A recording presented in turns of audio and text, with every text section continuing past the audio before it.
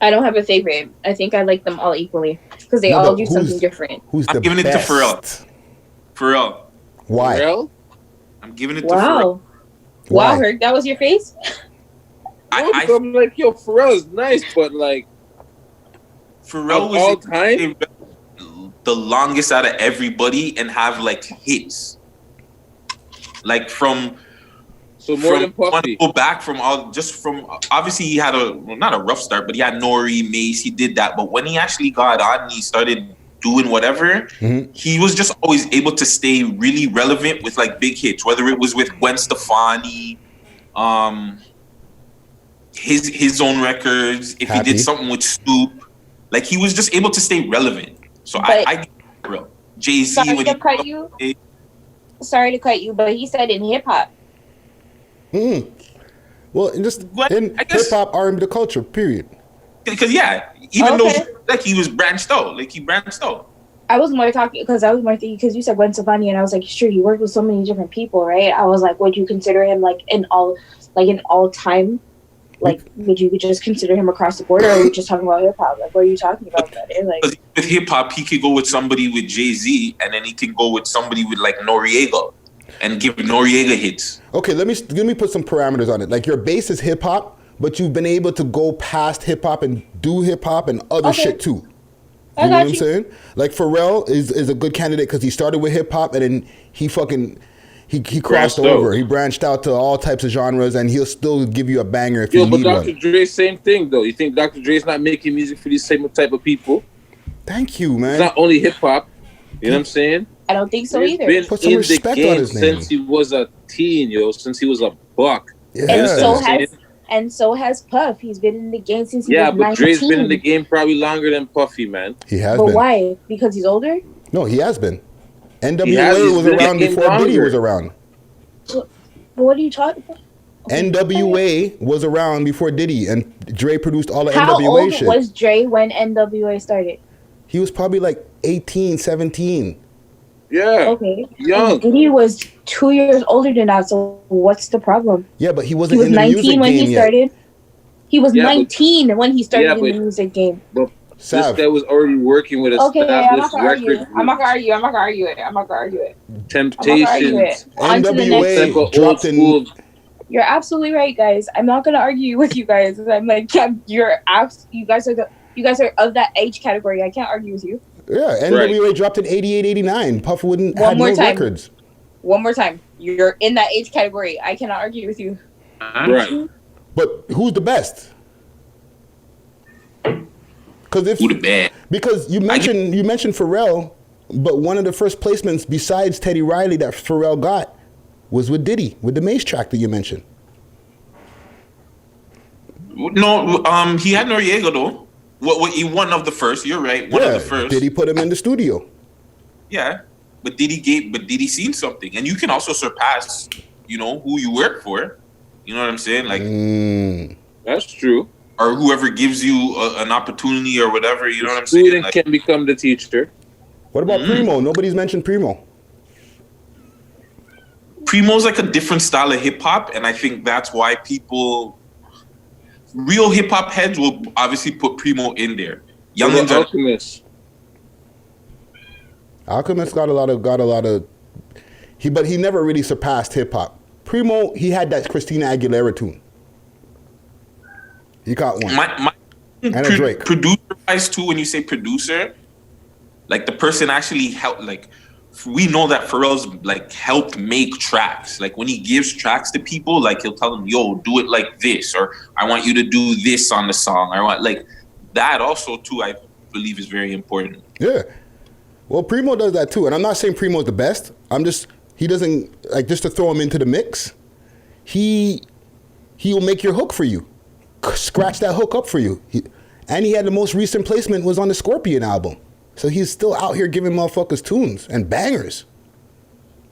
You know what I'm saying? I just because his name doesn't get mentioned enough as all-time greatest, and he fucking just smoked RZA the other day.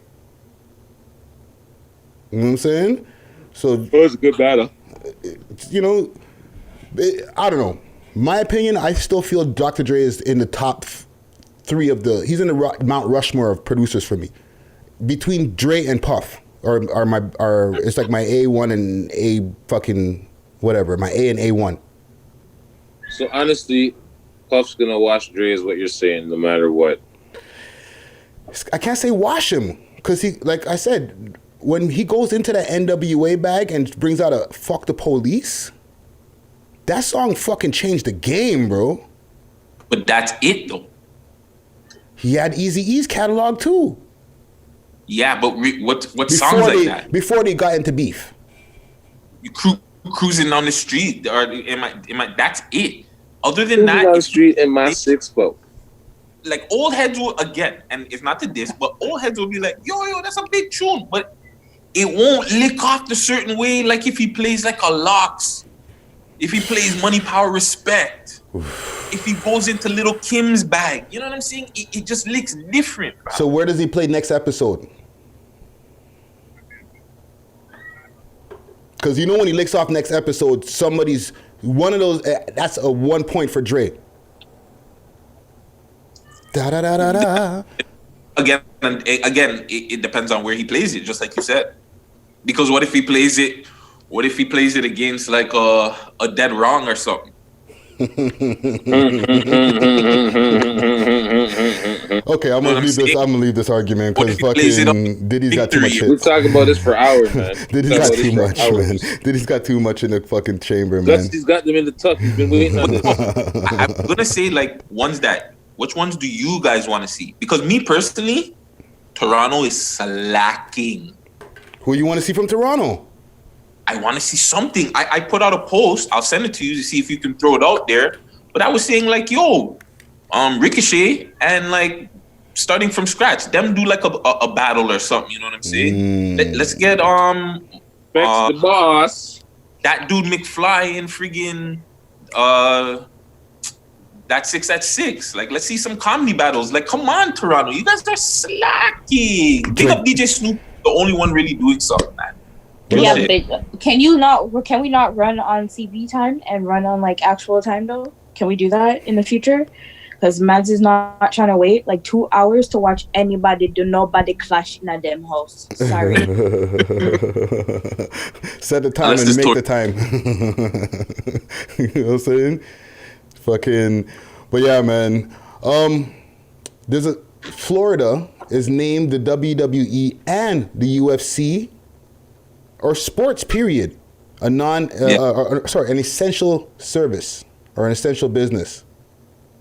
Are you kidding me? Yeah, all sports. So what, NBA is coming back? No, if you need to do some NBA, pull up in Florida. We got you. No, because if the NBA's got to have 2 cities, I think they were trying to do it like how China did it. So you got to play the rest of the season in like 2 cities kind of thing, or in 2 arenas. So I doubt it there. But I think it's a no fan thing too. It's anything that doesn't have any fans. Yeah, so they already did the one wrestling event over there in Orlando. Didn't they get an island or something for UFC? We talked about it a couple weeks ago, but they might pull up over there now. They're probably come to Florida. Wrestling's going through it right now, fam. Vince just released those XFC 30 people, bro. XFL or whatever. Shut down the XFL. Yeah, he shut down the XFL, but he released like 30. XFL? Is that what it is? Kurt Angle and shit got released. Like, it was crazy today. What do you mean released? Like he's letting go of wrestlers? Yeah, so it's tricky too because what they're saying is some of them are getting released, but it's a money thing still. So you're going to get released for like a year and then we're going to re-sign you because they're losing beer dollars, fam. And a lot of these guys are not on TV. So he released crazy. Like, it's been the biggest spring cleaning ever. Like usually it's like 10 people. There's announcers, there's producers, there's freaking referees. Why are you blushing, Gus? Why are you blushing over that, man? You're so happy to talk about it. I see you just like, yeah. You know, wrestling is the bag. You got his wrestling bag. That's the package. Gutsy got in his wrestling bag. Oh, man. Oh, yeah. But yeah. No, for real, though. It's serious, though. That's serious. Well, Florida's stranger things have happened over there, dog. That's whack still. I can't lie. Why is it whack? Florida should be they're going to try to get their dollars.